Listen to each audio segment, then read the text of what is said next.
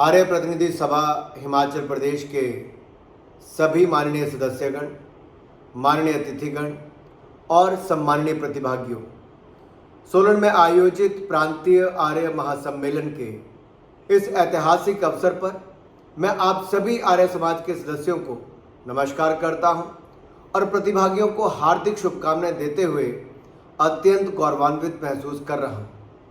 किन्हीं कारणों से जो आप सब अवगत हैं, मैं आज आप सबके बीच में व्यक्तिगत रूप से शामिल नहीं हो पाया, जिसका मुझे खेद है। आज जब हम महर्षि स्वामी दयानंद सरस्वती जी की 200वीं जयंती और आर्य समाज की स्थापना के 150वें वर्ष को मना रहे हैं, हम कृणवंतो विश्वमार्यम के सिद्धांतों, वैज्ञानिक ज्ञान, शिक्षा और सामाजिक सुधार के माध्यम से विश्व को उन्नत बनाने के प्रति अपनी प्रतिबद्धता पुनः दोहराते हैं। शिक्षा, नारी सशक्तिकरण और सांस्कृतिक मूल्यों के संरक्षण के क्षेत्र में सभा का अथक प्रयास हमारे आदरणीय प्रधानमंत्री नरेंद्र मोदी जी की समिति के महर्षि जी के विरासत को सम्मानित करने के संकल्प के साथ पूर्णतः सामंजस्य रखता है। हम सबके पूज्य स्वामी दयानंद सरस्वती जी 19वीं सदी के नव जागरण के सूर्य थे, जिन्होंने मध्य युगान अंधकार का नाश किया। राजनीतिक पराधीनता के कारण विचलित, निराश और हताश भारतीय जनमानस को महर्षि दयानंद सरस्वती ने आत्मबोध, आत्मगौरव, स्वाभिमान और स्वाधीनता का मंत्र प्रदान किया था। महर्षि दयानंद के प्रादुर्भाव के समय भारत धार्मिक, सामाजिक, आर्थिक और राजनीतिक दृष्टि से अति जर्जर और छिन्न भिन्न हो गया था। ऐसे विकट समय में जन्म लेकर महर्षि दयानंद सरस्वती जी ने देश के आत्म गौरव के पुनरुत्थान का अभूतपूर्व कार्य किया।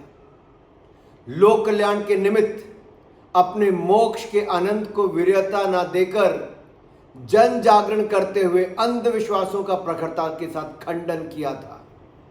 अज्ञान, अन्याय और अभाव से ग्रस्त लोगों को उद्धार करने के हेतु जीवन पर्यंत संघर्ष वो करते रहे।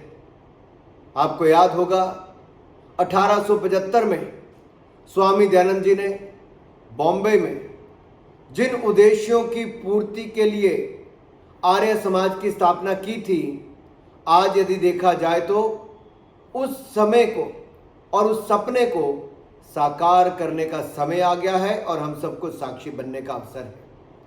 स्वामी जी परम योगी, अद्वितीय ब्रह्मचारी और यशस्वी वक्ता थे।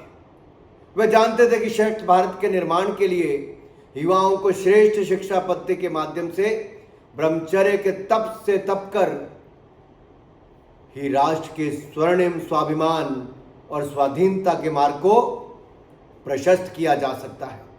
इसके लिए स्वामी दयानंद जी ने गुरुकुल पद्धति का विधान किया, ताकि राष्ट्र का प्रत्येक युवा शारीरिक, मानसिक और आत्मिक शक्तियों से परिपूर्ण होकर भारतीय वैदिक संस्कृति की रक्षा के लिए तत्पर हो।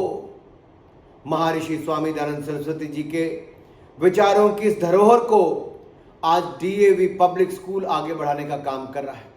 डीएवी कॉलेज हो, अन्य ऐसी हमारी शैक्षिक संस्थाएं हो। ये मेरा भी सौभाग्य रहा है कि आर्य समाज के राष्ट्रवादी विचारधारा के वट वृक्ष तले मेरी शिक्षा भी Dayanand model senior secondary school Jalandhar और द्वाबा कॉलेज जालंधर में हुई। 1 शताब्दी से भी अधिक समय पहले अपनी स्थापना के बाद से डीएवी संस्थाओं ने भारत के शैक्षिक और सांस्कृतिक कार्यकलाप में महत्वपूर्ण भूमिका निभाई है। मूल्यों, संस्कृति और शिक्षाविदों पर अपने जोर के साथ डीएवी पब्लिक स्कूल शिक्षा में उत्कृष्टता का प्रतीक बन गया है। महर्षि दयानंद जी ने वेद के उपदेशों के माध्यम से भारतीय समाज को एक नया जीवन दिया है। महर्षि ने बाल विवाह, पर्दा प्रथा, जाति प्रथा, छुआछूत जैसी अनेक सामाजिक बुराइयों के विरुद्ध जीवन पर्यंत संघर्ष किया है।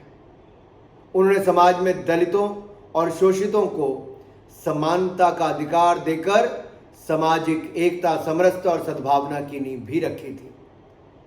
ये मेरे लिए खेद का विषय है कि वर्तमान परिस्थितियों के चलते मैं व्यक्तिगत रूप से आप सबके बीच में उपस्थित नहीं हो सका, भौतिक रूप से वहाँ पर नहीं हूँ, किंतु मेरी आत्मा और मेरे विचार आप सभी के साथ हैं।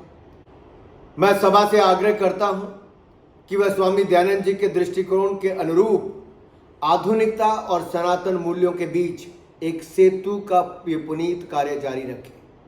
ये सम्मेलन समाज के उत्थान के लिए सामूहिक प्रयासों की प्रेरणा बने और मुझे पूर्ण विश्वास है आप ये करेंगे।